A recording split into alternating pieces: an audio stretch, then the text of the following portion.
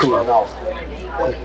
Consumer sentiment is definitely down. Okay, it's 5 o'clock. We're going to call this meeting to order, please. Commissioner Thomas, would you lead us in invocation and pledge? Sure. Please join me. Gracious Heavenly Father, we thank you for this day and this opportunity to come together and serve our community. At this time, we just ask your healing hand over those who have been affected by Hurricane Ian as they rebuild. Just allow us to rally around them and help provide them the things they need. We've been in their situation, so we know what they're going through. Just ask you to give them peace and mercy during this time. We ask you to bless our decisions that we make tonight for the benefit of our community. In Jesus' name I pray. Amen. Amen.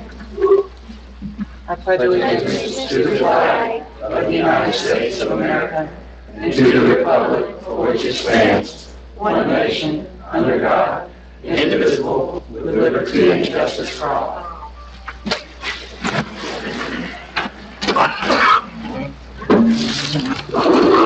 Motion to approve the agenda. Second. Although I would like, maybe on the consent item, have Greg come up and discuss each of the 176. I would, yeah. Radios. I'm just kidding. There's a piece of paper for each one, right? Correctly filled out. 15.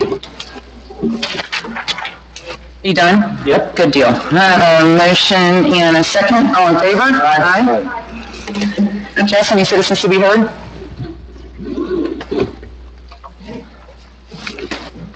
Gil Damon. Thank you. Y'all hear me? I'm never sure how close. This feels good. Commissioner, that was a beautiful prayer. Hey y'all, I'm Gil. I'm from Wakulla County, no place else. And as I think you know, I have the very proud distinction of being a second-generation riverboat captain at Wakulla Springs for a couple summers, and now I am a professional researcher of environmental pollution and what we do to address that. I wanted to talk tonight about where we were, I guess about 8 months ago in this room, and the issue that came before us then, and the issue that came before y'all then, and an issue that I think is going to come back up again, and that is the attempt by an out-of-state, out-of-town, out-of-touch oil company to build a 16-pump gas station above the Chips Hole Cave that feeds Wakulla Springs. That item, I think we all know, is likely to come back after the election. And I want to talk a little bit about who that company is. That is a company that has been found grossly negligent in this county for contamination. They've been contaminating facilities all over the southeastern United States, and they're not a good actor. And we know from that last round where 4 of you stand on the issue. We know that 2 of you are going to vote for it, 2 of you are going to vote against it, and there's one commissioner who we never really got an answer from, and that's Chairwoman Quincy Messersmith. And, you know, I know a lot of folks have reached out, and folks have tried to get a hold of you on Facebook, folks have reached out via email. I know that, I know my mom has, and what we'd like to know before the November ballot is, are there any circumstances under which you would vote to approve this item? Would you allow a company with a history of negligence to build a 16-pump gas station over the main cave that feeds Wakulla Springs? You're not allowed to ask us some questions, sir. He's allowed Citizens to be heard. Huh? He's allowed to ask, we're just not supposed to ask. Exactly. What do you want? I'm sorry, you're right. I got a question for Heather. I don't want to take it this time. Okay. Well, that's about it. I'd like to know if there is going to be an answer. I've asked.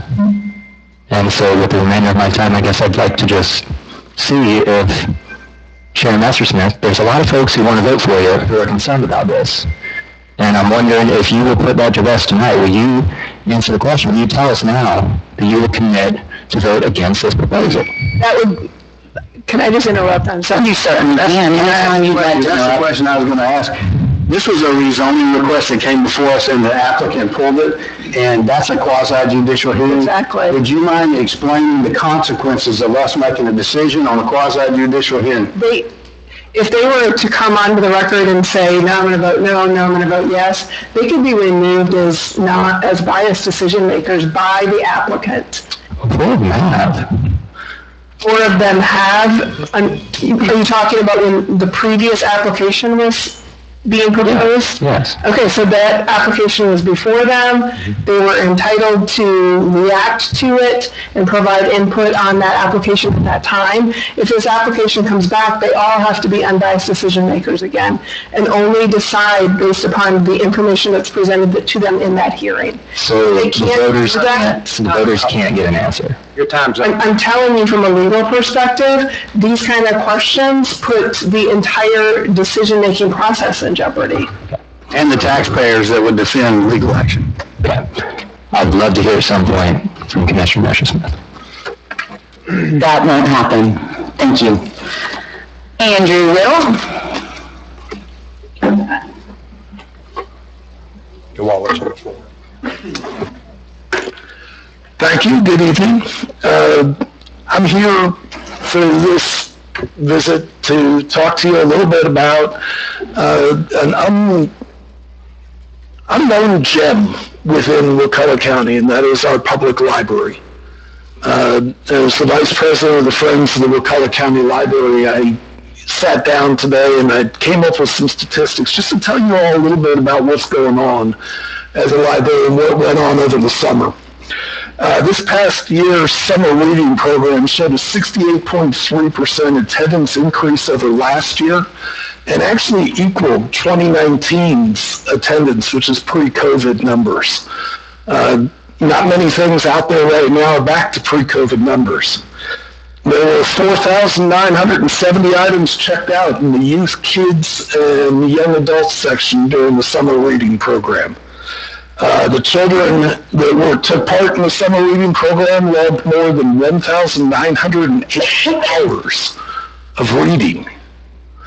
During the summer months, the library gained 53% in patronage, with June setting a record for the new people getting new library cards. So that was nice. There were 9,720 patrons over the summer. And in just this past 2 weeks, they had the Take Your Child to the Library Day, and over 500 people attended that. The people that you have working at the library, Robin, Linda, Roxanne, Heather, Rebecca, Susie, and Will, and the volunteers, they are doing a phenomenal job. And when you go in and you see what they're doing, you see what it's like when they interact with the kids and they interact with the patrons, it's like watching magic.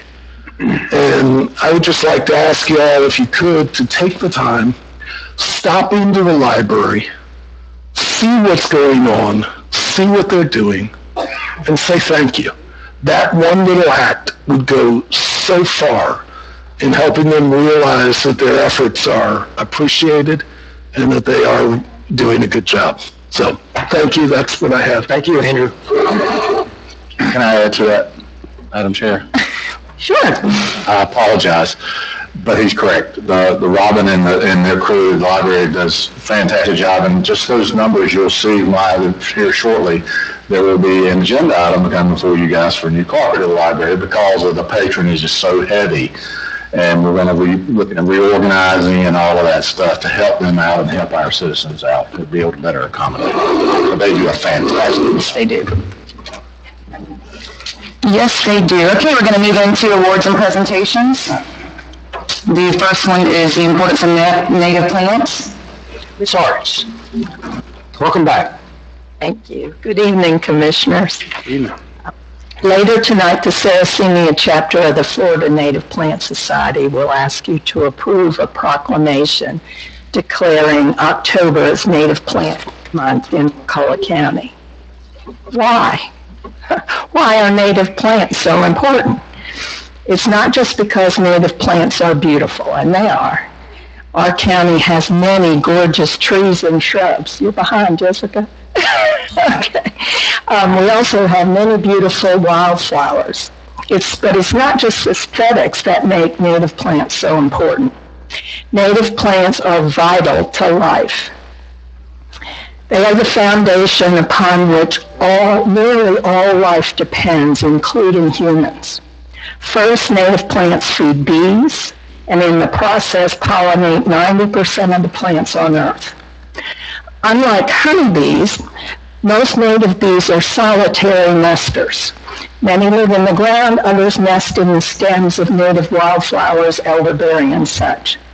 Resist the urge to remove dead flower stalks. Cut them to 6 to 18 inches and leave them. The new growth will hide the stems and will help native bees. If you see holes in leaves, don't run for the raid. Leafcutter bees make these holes. They use leaf pieces to make cigar-like nests inside stems and rotting wood. To help leafcutter and mason bees drill holes in small logs like that. Bees are especially important for agriculture. Most of the crops we eat or feed to our animals need bees for pollination. When people think of bees, most think of honeybees. Honeybees were introduced from Europe, live in hives, and make honey. Some beekeepers keep hives solely for honey production. Others are paid to drive their hives around on trailers to large farms like the blueberry farm on the lower right. But honeybees can also create problems for native bees. Successful, sustainable agriculture requires native bees. Farmers are learning that they can't take native bees for granted. Some are wisely increasing habitat for native bees in and around their field. Without native bees, humans would not eat. We aren't the only animals that need native plants for food. People love to see butterflies. Butterfly gardening is quite popular. But butterflies start out as caterpillars, which aren't as cute, especially when they look like bird poop like these do. If you want butterflies, you need caterpillars, and caterpillars are much pickier about what they'll eat. Caterpillars need larval host plants. These include trees and shrubs as well as wildflowers, and here are just 3 of the larval plants we installed at Sopchoppy Depot Park. So please include larval plants as well as nectar plants in your yard. More and more people know that milkweed is the larval host for monarchs. It's the only food monarch caterpillars can eat. Loss of milkweed has led to steep declines in monarch numbers. Native birds may be even more beloved than butterflies. Adult birds depend on native plants for food. However, baby birds eat caterpillars. Let me say it again. Baby birds need to eat insects, especially caterpillars. Bottom line, if you don't have insects, you don't have birds. I think you're 2 behind now. Upper left is a passion vine I planted at my son's house. The flowers, 2 more ahead. The other way, yes. Keep going. There, stop. Okay. The flowers are gorgeous, but I was happy to see caterpillars like the one on the upper right chomping on the leaves. Passion vine is the larval host plant for fritillary butterflies. On the lower right is what the vine looks like now. Some gardeners would be worried, but I'm delighted that this vine fed lots of caterpillars that either became beautiful butterflies or fed baby birds. So the vine is fine. It'll be back next year. Next. If something isn't eating your plants, your yard isn't part of the ecosystem. Now let's look at typical home landscapes in Wakulla County and elsewhere. The golf course aesthetic predominates. Vast monocultures of non-native turf grass. Sadly, there is nothing here to feed bees, butterflies, or birds. It's a wildlife desert. Some call it an ecological wasteland. Others who like to garden have yards like these. They plant the colorful exotic plants sold in nurseries and garden centers. While beautiful, these yards are filled with non-native plants like crepe myrtle, loropetalum, and monkey grass. Unfortunately, plants that feed wildlife in their home countries don't feed native wildlife here. A non-native ginkgo feeds only 5 kinds of caterpillar. A native oak feeds more than 450. It takes 6,000 to 9,000 caterpillars to raise one brood of chickadees. And chickadees won't find that many caterpillars in any of the yards I've shown you on the last 3 slides. Non-native ornamentals just don't feed our native bees, butterflies, and birds. Then there are the non-native plants that have escaped into the wild. 1/3 of the plants growing on their own in Florida are non-native. Those that overrun functioning ecosystems and ruin them as habitat for native plants and animals are called invasive plants. Florida is one of the top 3 states plagued by invasive plants. We have dozens. They're everywhere. Florida spends $45 million annually to fight invasive plants. Please learn to identify invasive plants and remove them from your yard. We are facing an ecological crisis, the 6th major extinction. Earth has lost 2/3 of its wildlife. Insects have declined by half. North America has lost 3 billion birds. And our public lands are too small and too far apart to preserve native species. 86% of the land east of the Mississippi is privately owned. The Florida Native Plant Society does what it can, but we need your help. Become part of the Homegrown National Park and extend the wildlife benefits of public lands to our yards and neighborhoods. The initial goal is to restore habitat by replacing half of our 40 million acres of lawns with native plants. Here are some ways you can help. There are many ways to shrink the lawn, as these homeowners have done. Keep or plant more native trees, plant native shrubs or grasses around the property borders, create a pocket meadow. You can still have grass, just reduce the amount. If that's too much, plant just one native tree. Many experts advise planting an oak. Find a place in your yard to plant native milkweed to help monarchs. Native vines are great for small yards because they grow vertically. Here are more ways to help. We need to look at bugs differently. Most aren't pests that need to be killed.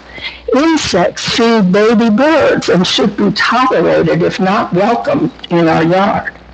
We think of hummingbirds as drinking nectar, but they mainly eat insects. Every bug is dinner for someone. So take your pesticides to hazardous waste day and put your yard on the no spray list. Let natural predators do their work. Many insects overwinter in leaf litter, including moth cocoons. Fireflies spend 95% of their lives in leaf litter.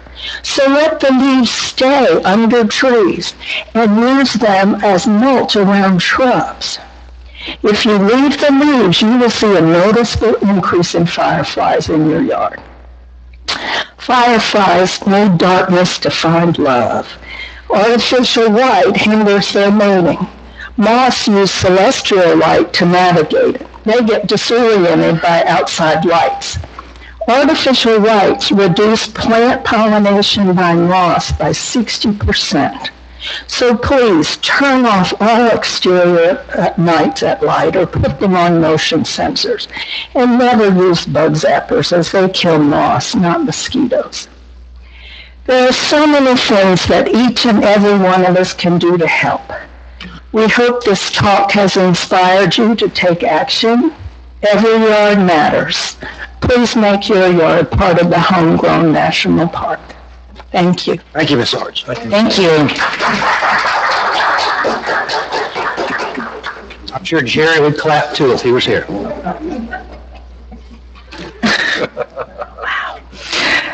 announcement of 4-H week.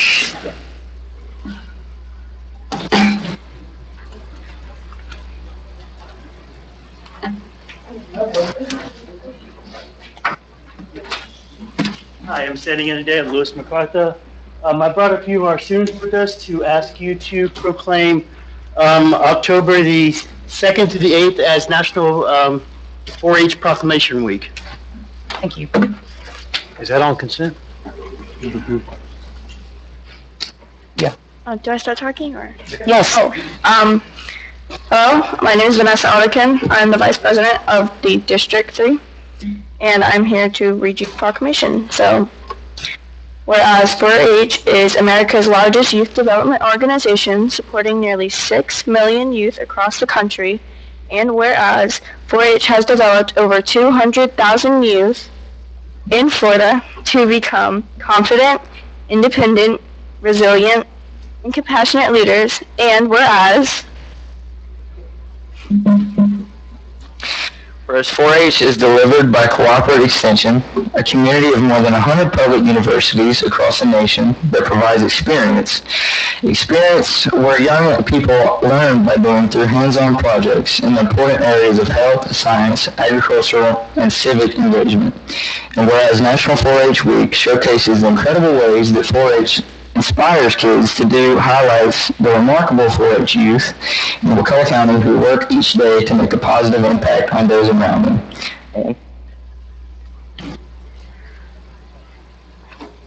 whereas 4-H is a network of nearly 50,000 volunteers and 3,500 professional provides caring and supportive mentoring to all 4-Hers, helping them grow into true leaders, entrepreneurs, and visionaries. The microphone does come down. You'll have to jump up. There you go. This is not her first rodeo. Last paragraph, JT. Now therefore I, Quincy Middlesmith, Wakulla County BOCC Chair, do hereby proclaim October 2nd through October 8th, 2022 as National 4-H Week throughout Wakulla County and encourage all of our citizens to recognize 4-H for the significant impact they have made and continue to make by empowering youth with the skills they need to lead for a lifetime. Thank you.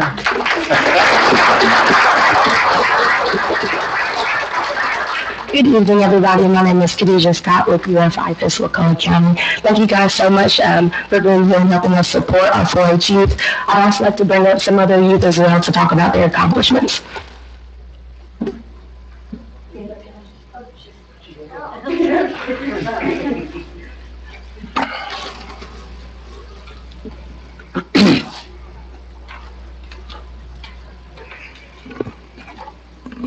Hi, my name is Josie Counts, and I am 9 years old. I've been a member of the 4-H Coding Club since I was 5 years old.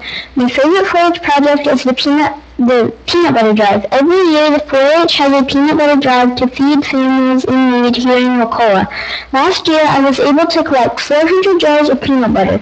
The peanut butter farmers matched my donation, so that brought 800 jars into the county to help people. This year's peanut butter drive is during the month of October. Please help if you can. Thank you for supporting 4-H. Josie, come back over with Miss Marva. Come back to the podium. Rachel left us lots of instructions. Okay? Here we go.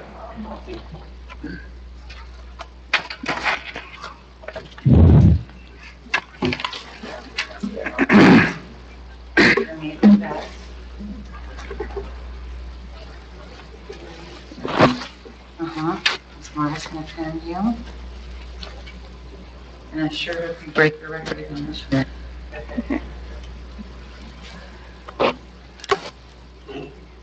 You're taking the whole meeting, aren't you? Yes, sir. Need to come out here so we can see it. To the, She's too short. podium's coming out here. There we go. Back up. I thought it was short too. No, it won't be short. There you go.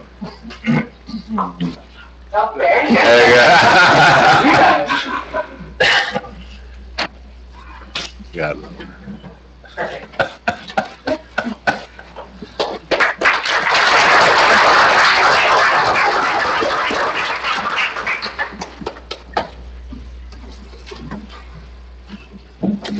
Okay, Margaret is going to be the peanut butter ambassador, and I believe we switched the kickoff to October 13th, so we'll get back on that. All righty, consent? Nope, Veteran Service Officer. I'm sorry? Awards and presentation. Oh, I don't have on your agenda, huh? Thanks, Randy. Okay. Anytime, Commissioner. Okay, Winston. Yeah, that's you. Got all about you. You're on consent too, right? Yes, Exactly. In all of justice, I will jump to the mic. As you know, my name is Winston Murphy. I'm the Veteran Service Officer here in Wakulla County. Good evening, Commissioners. I have a proclamation declaring October the 11th, 2022 through November the 11th, 2022 as Operation Green Light for Veterans. I do understand that we do have a bunch of whereases to present to you guys, but I would like to say the meaning of green. Green is the color of hope, renewal, and well-being. Green light is also the term commonly used to activate forward movement, which we do in the military. The simple action of changing one light to green is intended to spark a national conversation regarding the recognition of veterans and green light them forward to a valuable member of our community. Wakulla County veterans are some of the nation's bravest, hardest working men and women. However, it is hard to show them the appreciation they deserve when out of uniform. They are more camouflaged than ever. Green Light is a campaign to establish visible national support for our veterans by changing one light to green. So what we're asking is that we're asking the community to change their lights, their porch lights, inside lights if possible, to green bulbs from the time of October 11th to November 11th for Operation Green Light. Those lights can be purchased. We'll go back. Just so you know, the county will not be purchasing your lights. We're asking you guys to purchase your lights. There is an Amazon account if you want to go to Amazon, Walmart, things, Lowe's, and Home Depot in that area. Some lights cannot be changed, so as a veteran service officer, I will ask permission from my wife to bring a lamp to the office and put my green light inside of my office so everyone that comes in can see. So we're just asking for those that short time frame for Operation Green Light. Is there any questions? Thank you, sir. Thank you much. Thank you, Winston. Weston. Move consent. Second. We got a motion and a second to move consent. All in favor? Aye.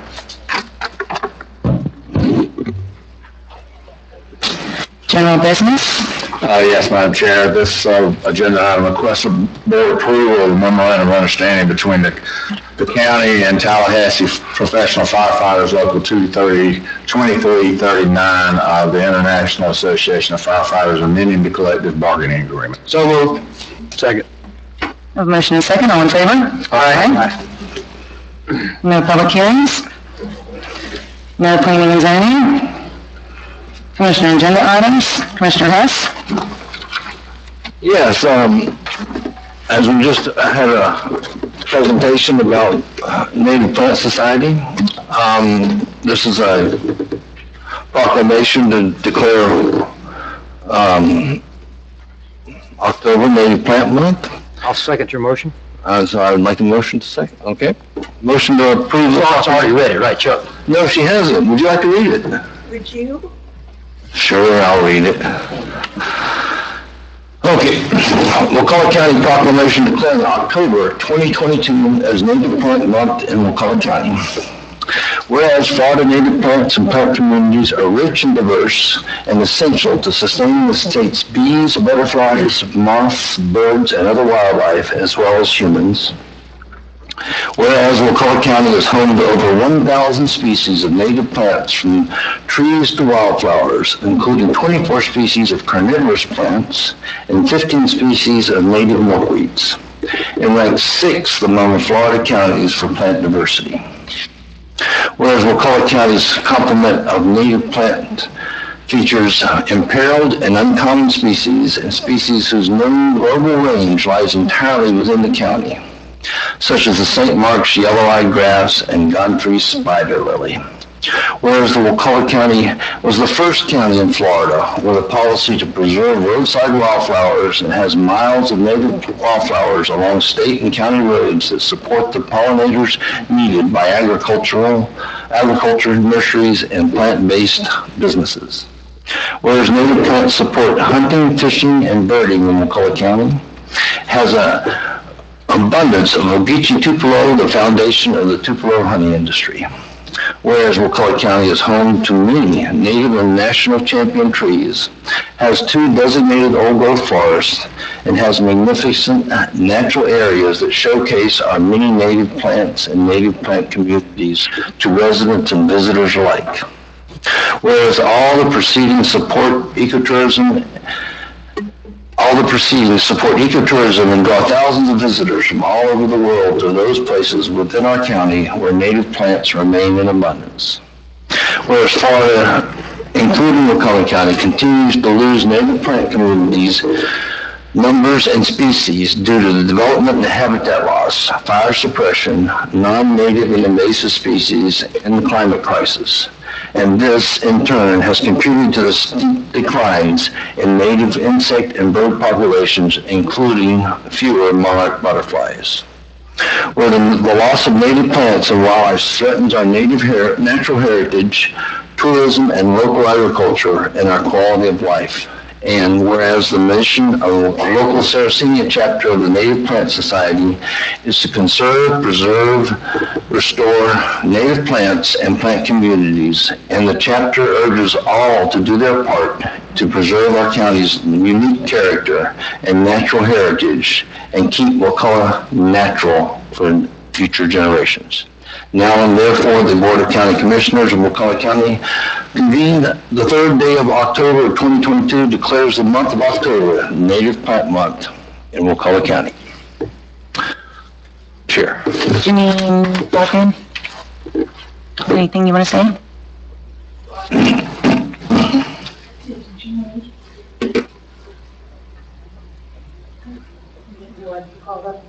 That's okay. I'm Jeannie Broadhead, 55 Isle of Paradise Road, and I've lived in Wakulla County about 26 years almost. I'm a volunteer at the Stop Chopping Depot Park, which we had a big grant from, Stop Chopping and also the Florida Wildflower Foundation, and we have hundreds of different species of native plants there. My main mission is I collect the seeds. So when the flowers go to seed, I go around with my little bags, my wagon full of bags, and I collect them. So I've brought each of you for the different species for your yards. And what we'll do with the seeds, we'll package them up here like this with the common scientific name and a QR code that leads you to all kinds of information about the species, and we're going to give them away. We're hoping to have a seed library there. We just want more native wildflowers in Wakulla County. And thank you. Thank you. QR codes keep coming back up. Yes, yes. Yeah, new. I learned how to make them. Still haven't learned how to use them. Yeah. No, you said your people. Me and my people don't know how Yeah, to use them. anyway. Sure. Okay, we have purple coneflower, black-eyed Susan, soft ear coneflower, and spotted rose. Thank you, ma'am. We put it in bare soil, press it into the soil. Thank you. Thank you. As long as there's instructions. Joey? Huh? That's a lot of seeds. It is.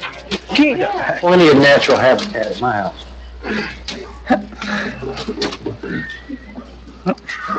Hello, I'm Joey Cootsie. me and my brother Jack Kutsik volunteered at the Sopchoppy Depot Park this summer. Our county's native plants, including our wildflowers at the Sopchoppy Depot Park, give us, as well as our animals, a beautiful and beneficial environment. That being said, I would like to thank our commissioners for your concern and attention to this important matter. Thank you. Excellent speech. Nice. David Roddenberry?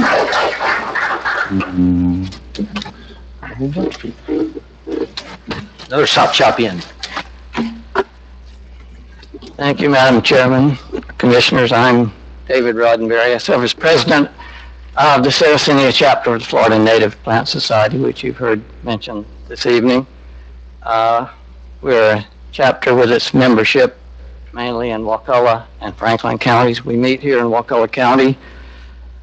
Our mission approaches the protection of the environment through the protection and celebration of that fabulous diversity of native plants that is so foundational to the ecological well-being of Florida, as I think was expressed so well in the proposed proclamation before you, the Commissioner Hess read.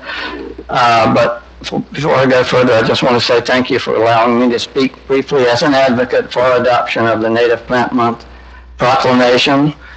And just let me acknowledge the presence of, you've already met from officers from the Sarracenia chapter at Lynn Arts who made the presentation a few minutes ago, and Jeannie Broadhead, and there are other Sarracenia chapter members back here behind me and one in front of me here, Commissioner Hess.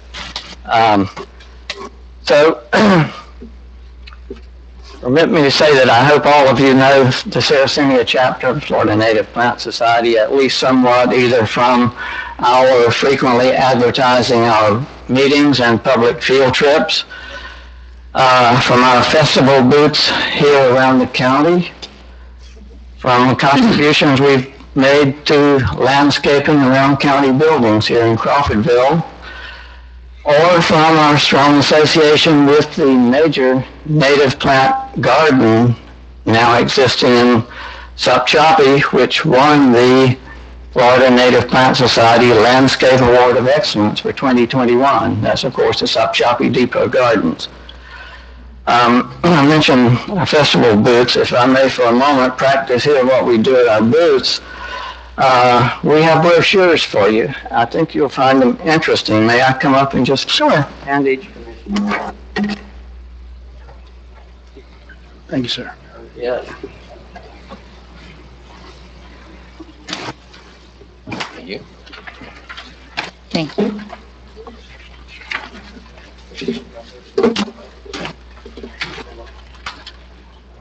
Thank you, sir. Thank you.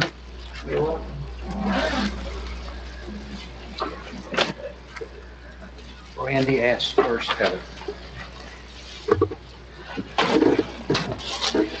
That brochure you just received with the brilliant red pine lily on the cover contains within it Florida Native Plant Society membership application, which I'll say no more about except just to invite your consideration to that. And I'd like to also let each of you know that we have a Sarracenia chapter guided field trip coming up on Sunday morning, October 16th, 13 days ahead, in the southwest part of Apalachicola National Forest in the Sumatra vicinity, which you may know is a wildflower and native plant hotspot. We'd be honored to have any and all of you along on the 16th. The same brochure with the pine lily on the front has on the back 3 online ways, addresses, to get in touch with the Sarracenia chapter if you care to join us for the field trip. You're all strongly invited. And unless you have some question for me, that's good. What was the date again? The 16th, Sunday the 16th of October. We'll call it the Native Plant Month Field Trip. We just had a field trip in Wakulla County, our last one on September 17, at Clockney River State Park. So this will be outside of Wakulla County for the Native Plant Month Field Trip, but it's in the same spirit. Is it in Tate's Hill or? No, it's in the southwest part, near Sinatra. Gotcha. Yes. Thank you. Okay. If you haven't seen the wildflowers in the Sumatra area, it was worth the trip. I have a motion and a second. Correct? Correct. All in favor? Aye. Number 20, County Attorney. Thank you, Madam Chair. We're requesting board approval of an agreement for special conflict counsel legal services. You've had conflict counsel in place since 2009 for those situations where staff requires separate counsel from the board, and we can't serve in both roles. Scott Shirley, who has performed that service for you since 2009, recently retired. So we are requesting that you approve an agreement with Terrell Arline of Arline Law.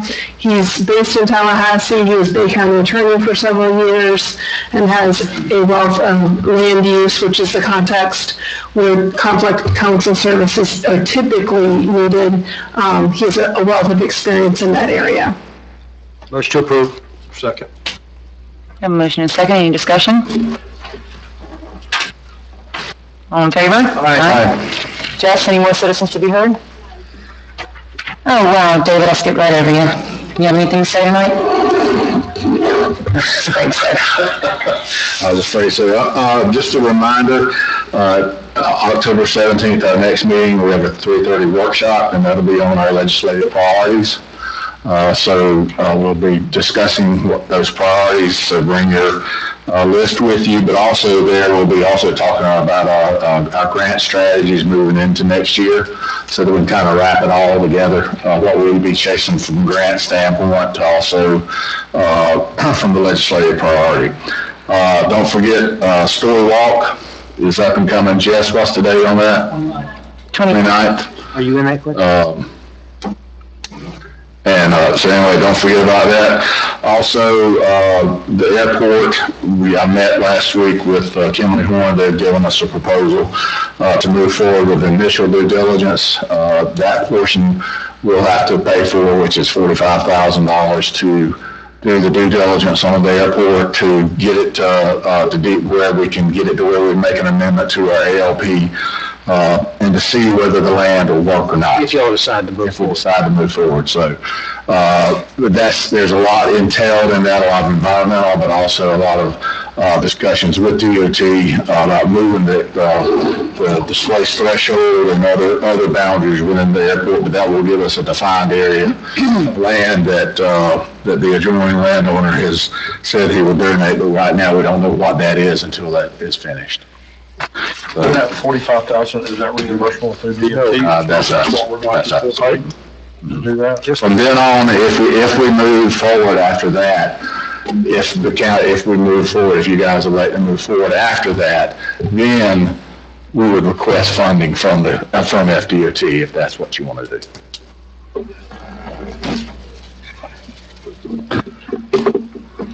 I have a real problem with $45,000 for an airport that I'm not sure we want. Okay. I proposed impact fees were $50,000-$60,000, and you thought they were too expensive for something we would definitely have a product for. Here's a $45,000 bill that we might just abandon, and I have problems with that. I definitely wouldn't want to go forward until we figure out we get past this legislative appropriation. Correct. To start with, because if we don't Wait to spend that money till after the legislature? I agree. Strongly agree with that. I won't spend $45,000 on that. So I'd rather wait. Because if there's no legislative solution to the noise ordinance thing, then it's a moot point. Right, we wouldn't move forward at that point, so. That's a good idea, right? I said appropriation, but I'm in a revision to the statute. Yep. We're not asking them for money, we're just asking It them. may take years to get that through the legislature, for all we know. Very good. You know how politicians are. You should know. Anything else, David? I think that'll do it. Okay. No more citizens to be heard, Jess? Discussion issues by commissioners. I'm going to start with you. None today. Okay, while everybody was gone, I guess Randy and Ralph were gone, I've been concerned about the developments that would come forward where they don't have right-of-way, and they're putting it through to another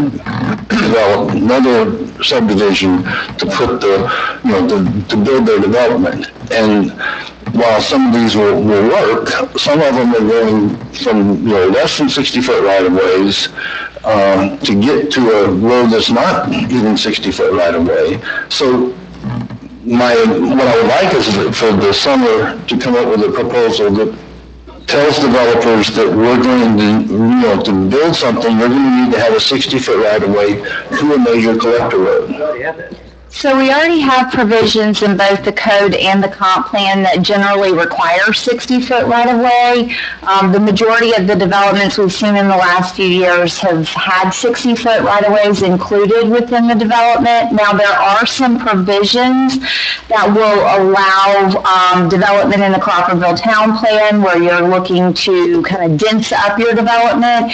It does allow some flexibility if you're in the town plan to reduce down to 50 or even 40-foot right-of-ways.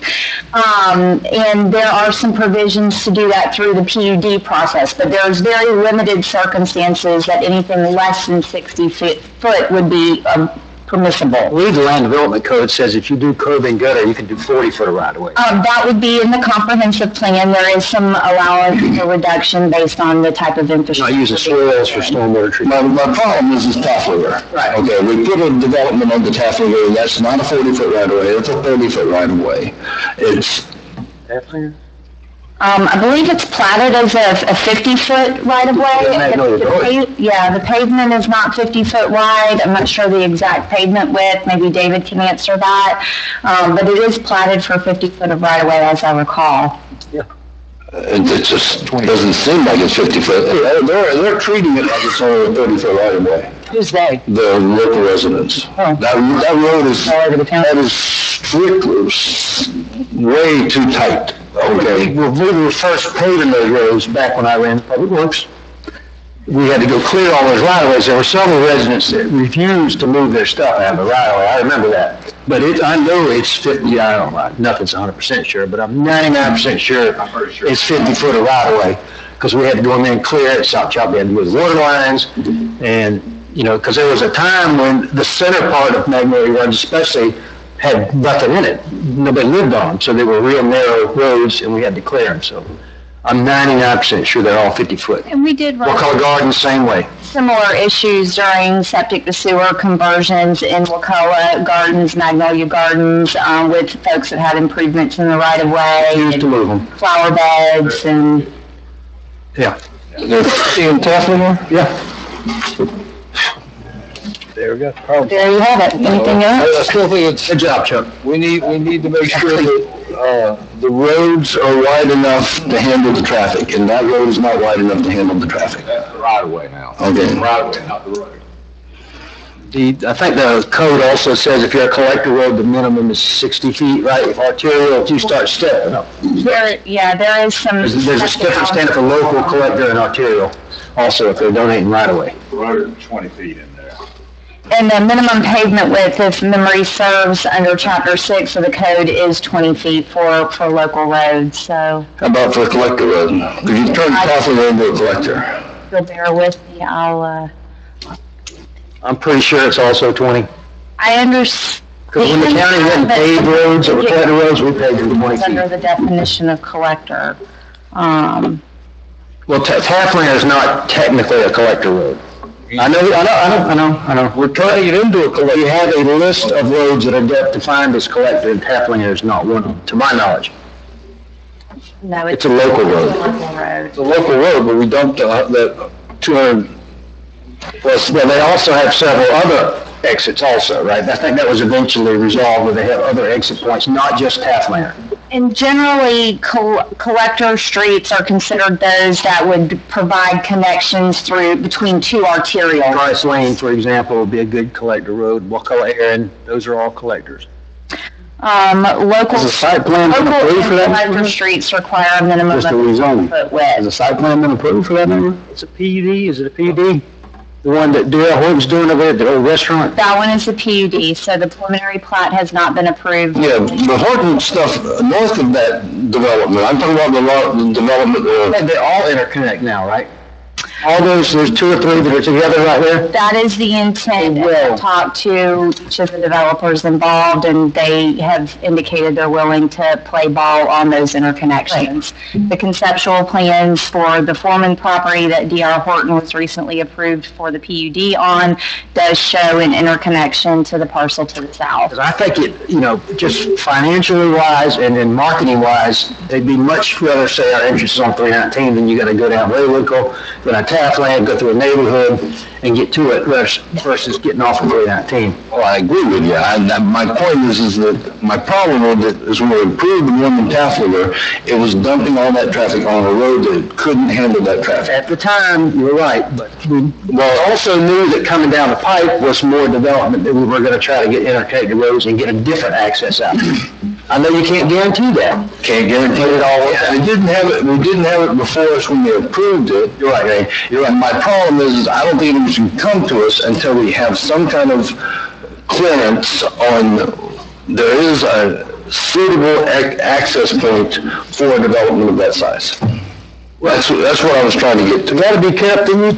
Some of you and I were talking a lot about this too. The hammocks, for example, the hammocks phase 2 that, am I thinking the right thing? Robert Parrish's thing, isn't it going through the hammock? It is coming through the hammocks in an area that was platted for future right-of-way to. Okay, that's the same example, kind of, but it was planned for them to go through there. And didn't you tell me also there, I think in Tallahassee, there's tons of places where they use lots to get to develop. It's very common all over the country. Because I asked them the same thing, can we stop this? To get to another. Yeah, sorry, Summer. Same thing, can we stop people from using platted lots to get to land? And her and I talked about it quite a bit, and she's like, I don't really think you want to do that, because they do it all the time, everywhere. It's very common, especially in grid system patterns throughout the country, but I would also throw out there that Florida statute requires you to plat any parcel that's being divided into 3 or more lots, whether that's residential, whether that's commercial, it doesn't matter. It's really a matter of division of the land. So there may be plenty of opportunities where lands have been platted and divided and are included in a recorded subdivision plat, but that doesn't necessarily mean they're not suitable for right-of-way. Chapter 166 says, and when you divide it more than... 177. 177, at least I knew it was double digits. But anyway, if somebody gives a piece of land to their kid, and then they want to give another piece of land to another kid, then it technically is a subdivision, right? Correct. And they have to plat it. The same thing happened up by my neighborhood. It was a 5-acre lot, but he had to plat it. Correct. My only concern is we're going to put a development on the road that's not capable of handling it. That's hard to quantify though, Chuck. I guess would be my argument. How do you quantify not capable of handling it? You know, if it's a paved road and it's got the correct right of way, I mean, how do you, it almost seems subjective, you know what I mean?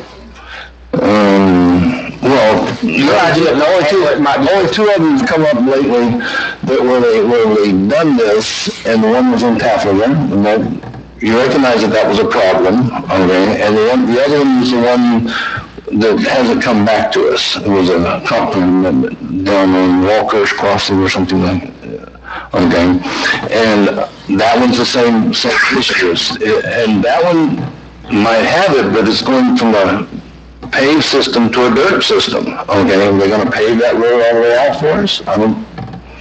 Those are the kind of things we should have before us when we're making those decisions. I wish you the best of luck solving this problem when I'm gone. I know. Randy, anything you want to add? Yes. Yay.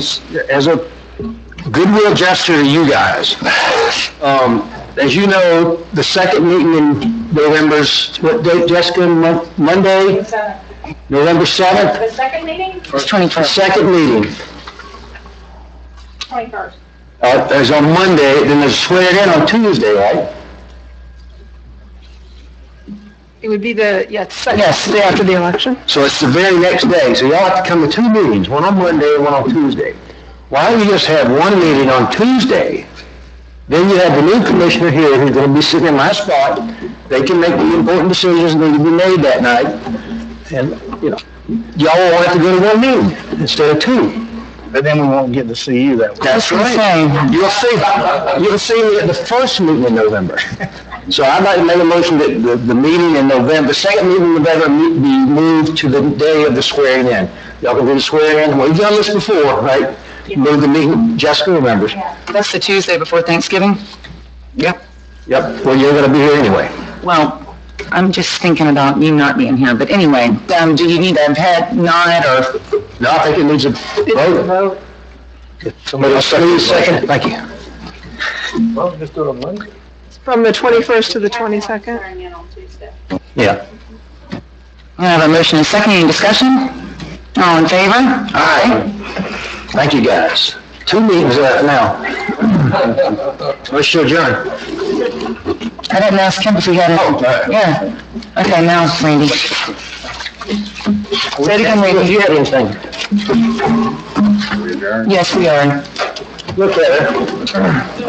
Look, Heather. Hey, I'm gonna put these in a box and see if they're really good.